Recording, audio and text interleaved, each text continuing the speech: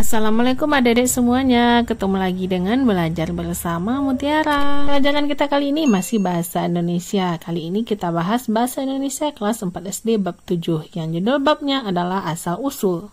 Tujuan pada bab ini memahami teks yang diperdengarkan dari media audio, memahami pesan dan informasi dari teks narasi, berbicara untuk menyampaikan pendapat secara santun, dan menggunakan kaidah kebahasaan yaitu kata penghubung antar kalimat. Kata kunci pada bab ini itu ada rima, asal-usul, nenek moyang, dan kata penghubung.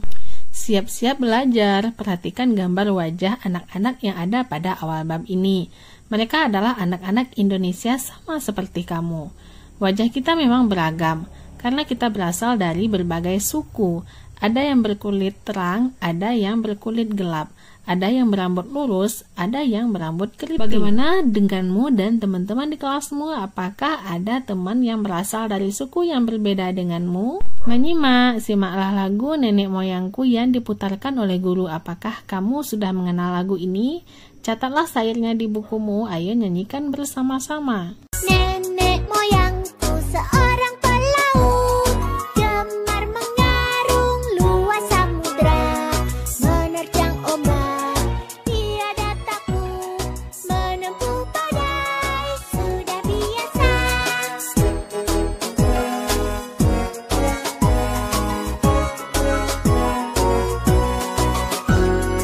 Angin bertiup, layar terkembang, ombak berdebur di tepi pantai.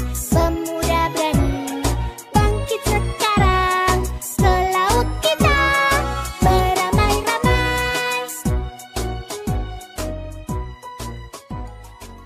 Dengan mendengarkan lagu dan mencatat syairnya, kamu berlatih memahami teks yang diperdengarkan dari media audio. Bahas bahasa, baca kembali syair lagu Nenek Moyangku yang sudah kamu catat. Perhatikan pula syair lagu Rayuan Pulau Kelapa di bawah ini. Rayuan Pulau Kelapa kali ini adalah ciptaan Ismail Marzuki. Perhatikan pada bagian awal itu ada bait 1 dan bait 2. Dan tiap bait itu mengandung beberapa baris. Nah, pada Rayuan Pulau Kelapa, bait 1 terdiri dari 4 baris dan bait 2 juga terdiri dari 4 baris. Kita lihat dulu pada bait pertama. Bait pertama, lihat kata pada akhirannya. Ada Indonesia, ku cinta, mulia, dan masa. Semua barisnya itu berakhiran A.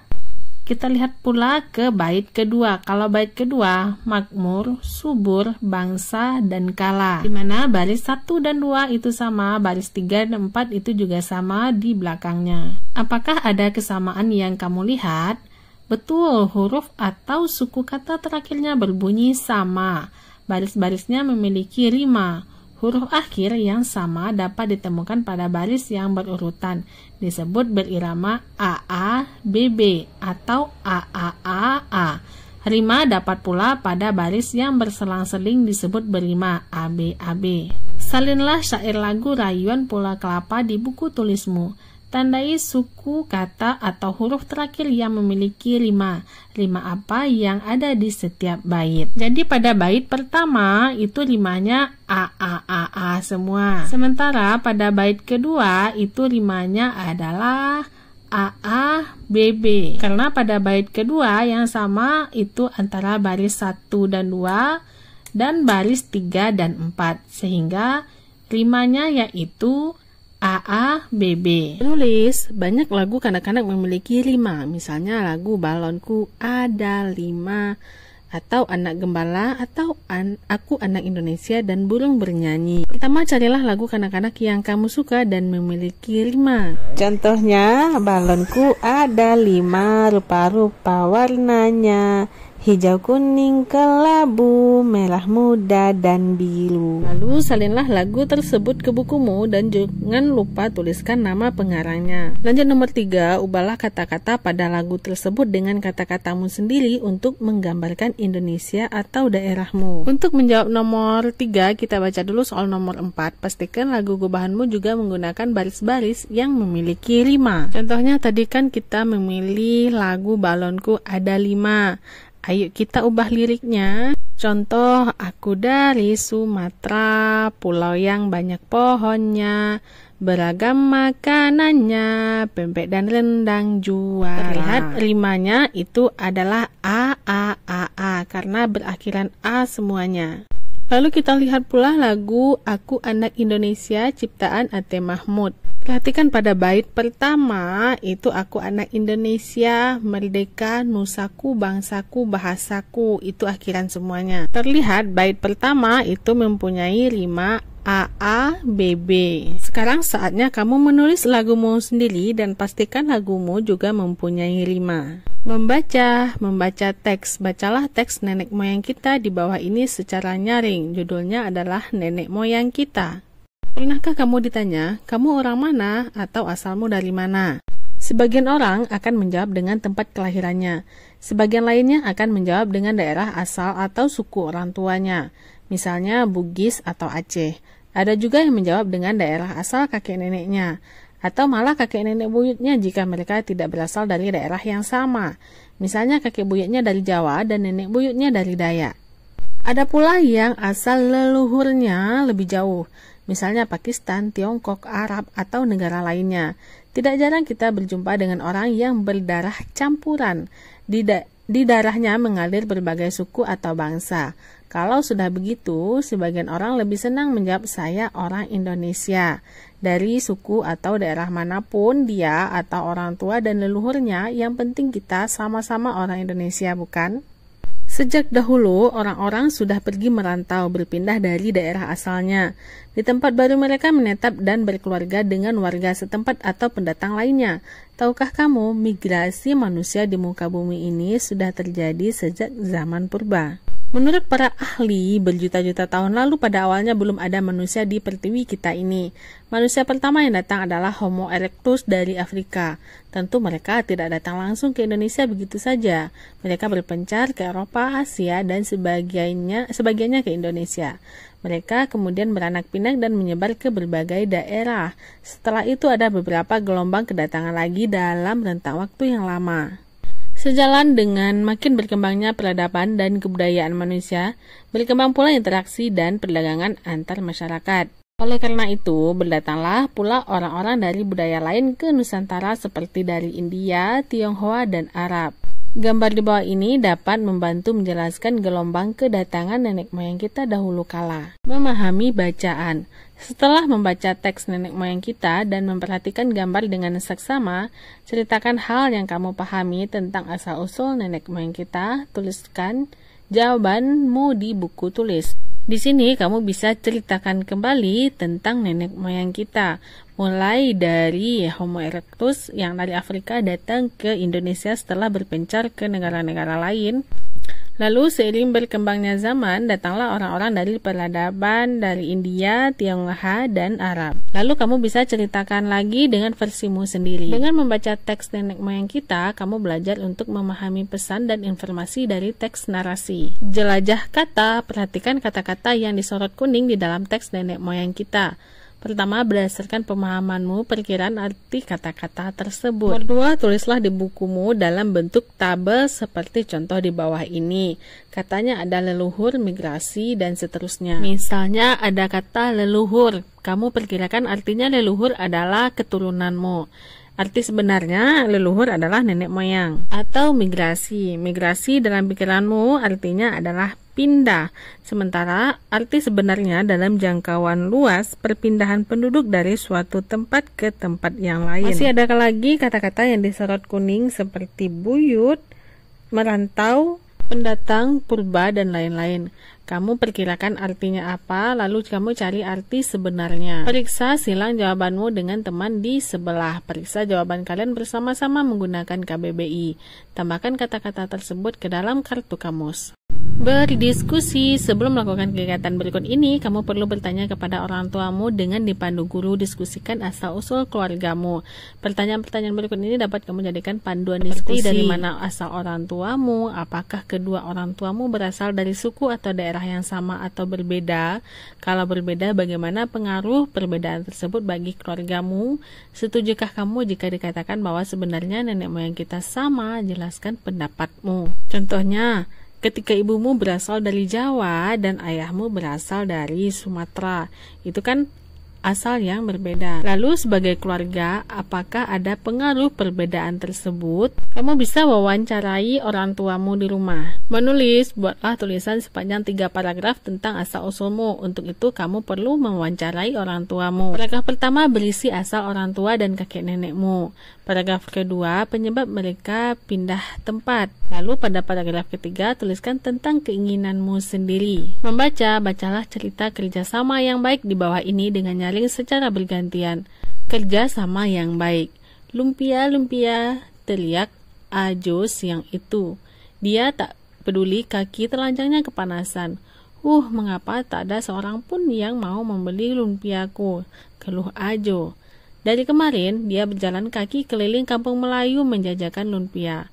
Namun, ketika orang-orang bertanya apa yang dijualnya, mereka pun pergi begitu saja. Jangan-jangan lumpia buatanku tidak enak. Tetapi orang-orang di pecinan suka. Pikir Ajo masih penasaran. Dia tak mau hanya berjualan di pecinan.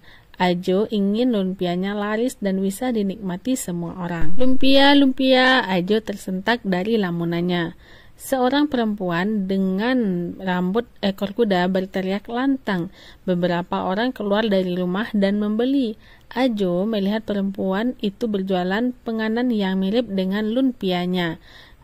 Apa buatan dia lebih enak daripada buatanku, gumam Ajo. Lumpia, lumpia, teriak perempuan itu lagi.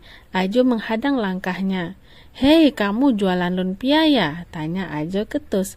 Lumpia, bukan lumpia, sahut perempuan itu. Bukan, yang betul lumpia. Lun artinya lunak, pia artinya kue. Itu bahasa Hokkien, bantah Ajo ketus. Perempuan itu malah tertawa.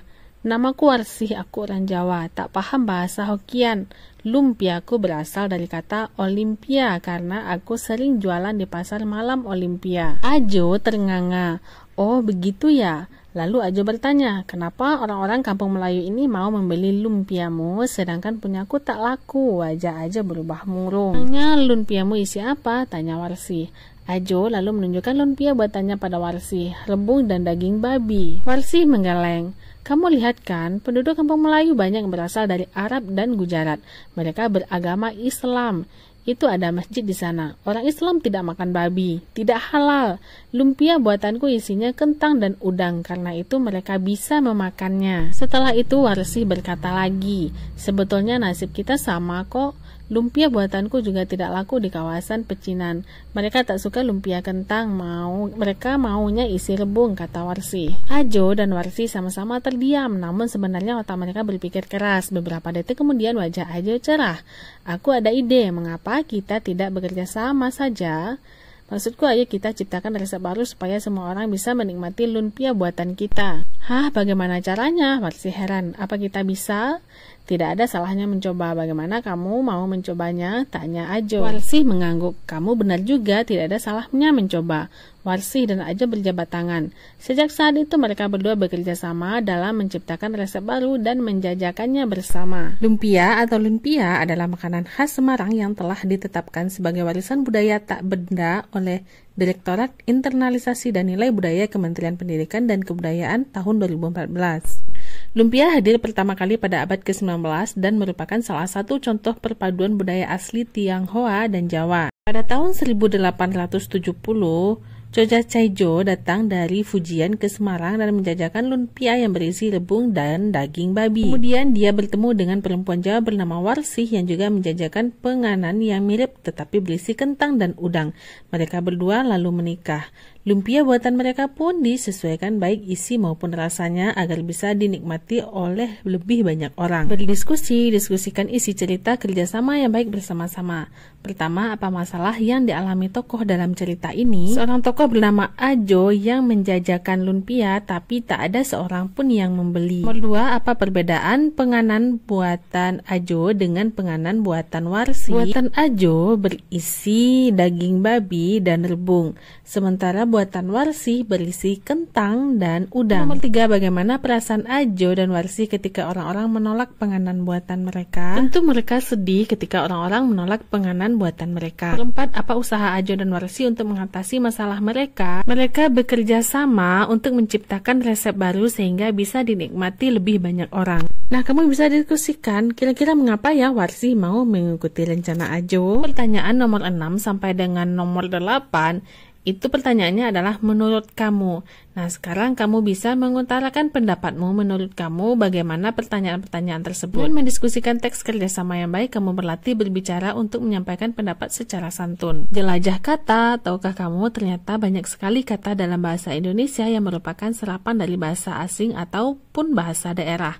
Bahasa asing yang banyak berpengaruh antara lain adalah bahasa Sanskerta, Arab, Tionghoa, Belanda, Portugis, dan Inggris. Di sini ada beberapa contoh katanya. Ada contoh kata dari Arab, Tionghoa, Belanda, Sanskerta, Portugis, dan Inggris. Bahas bahasa, bacalah kalimat-kalimat berikut ini. Yang pertama, setelah itu Warsi berkata, dipisahkan oleh tanda koma. Kemudian karena itu mereka bisa memakannya. Berada di awal kalimat. Namun mereka pergi begitu saja. Ada tanda koma juga dan di awal kalimat. Kata-kata yang dicetak tebal disebut konjungsi atau kata penghubung antar kalimat. Ia disebut kata penghubung karena fungsinya menghubungkan dua kalimat antara lain untuk menjelaskan kejadian yang akan terjadi berikutnya, menjelaskan keadaan yang bertentangan, menjelaskan keadaan yang merupakan akibat dan kalimat sebelumnya, dan menguatkan keadaan sebelumnya. Contohnya kamu bisa baca sendiri. Lanjut, perhatikan gambar-gambar di bawah ini.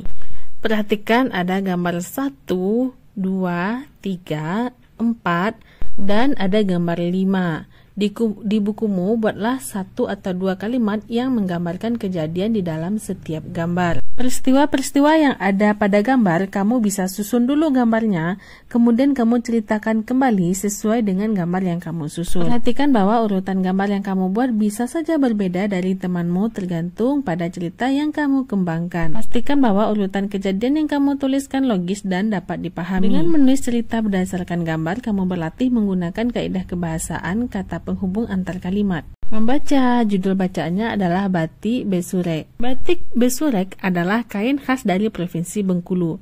Besurek berasal dari kata bersurat yang diucapkan dalam dialek Bengkulu. Disebut demikian karena motifnya adalah kaligrafi huruf Arab gundul yang merupakan potongan ayat suci Al-Quran. Oleh karena itu, batik besurek dahulu tidak boleh dipakai sembarangan. Batik besurek menunjukkan besarnya pengaruh kebudayaan Islam terhadap seni budaya di Bengkulu. Sebagian ahli memperkirakan batik besurek sudah ada sejak abad ke-16 atau 17, seiring dengan datangnya pedagang Arab dan pekerja dari India yang beragama Islam. Sebagian ahli lainnya meyakini bahwa batik besurek diperkenalkan oleh para saudagar dan seniman batik dari Demak. Namun, ada pula yang berpendapat bahwa masyarakat Bengkulu mengenal metode batik dari hijrahnya Sentot Ali Basyah, Panglima Perang Pengaran di Ponorogo dari Jawa ke Bengkulu. Saat itu Sentot Ali Basyah ditemani oleh anak buah dan keluarganya diasingkan Belanda ke Bengkulu. Kabarnya mereka inilah yang mula-mula mengenakan kain batik dengan motif surat. Dulu batik besurek hanya digunakan pada upacara adat seperti pernikahan. Misalnya dijadikan sampiran di kamar pengantin atau dijadikan penutup kepala pengantin pria. Selain itu, batik besurek juga digunakan sebagai kain penutup Al-Quran. Dalam perkembangannya, motif batik besurek dipadukan dengan motif khas Bengkulu, yaitu bunga rafflesia. Di samping itu, motif huruf Arab atau mirip huruf Arab yang dipakai pun tak lagi memiliki makna ayat suci. Karena itu, kini batik besurek dapat digunakan sehari-hari. Jelajah kata, buatlah kelompok yang terdiri atas 4-5 siswa, lalu lakukan kegiatan berikut ini. Setelah kembali, kemudian catat kata-kata yang belum kamu ketahui artinya di buku tulis. Lalu periksa daftar kata yang ditulis oleh teman sekelompokmu. Tulis di selembar kertas kata-kata yang sama yang belum kalian ketahui. Lalu secara pergiliran setiap kelompok membacakan kata-kata yang belum diketahui kelompok itu. Kelompok lain yang sudah mengetahui artinya boleh mengacungkan tangan dan memberikan jawaban. Catat arti kata tersebut di dalam buku tulismu. Jika masih ada kata yang belum kalian ketahui artinya, kamu bisa tanyakan kepada guru atau melihat kamus bersama-sama. Jangan lupa memasukkannya ke kamus kartu. Nah, kegiatan ini kamu bisa lakukan bersama teman sekelasmu. Menulis, carilah kata penghubung antar kalimat pada teks batik besurek dan catat di bukumu. Temukan kalimat pertama, kalimat kedua, dan fungsi kata penghubung dalam kalimat tersebut. Catat di bukumu seperti di bawah ini. Contohnya, Motif huruf Arab atau mirip huruf Arab yang dipakai pun tak lagi memiliki makna ayat suci. Itu kalimat pertama. Kalimat keduanya, karena itu kini batik bersurik dapat digunakan sehari-hari. Nah, karena kita memakai karena itu, fungsinya adalah menjelaskan keadaan yang merupakan akibat dari kalimat sebelumnya. Masih banyak kalimat penghubung yang dipakai pada teks batik basurik.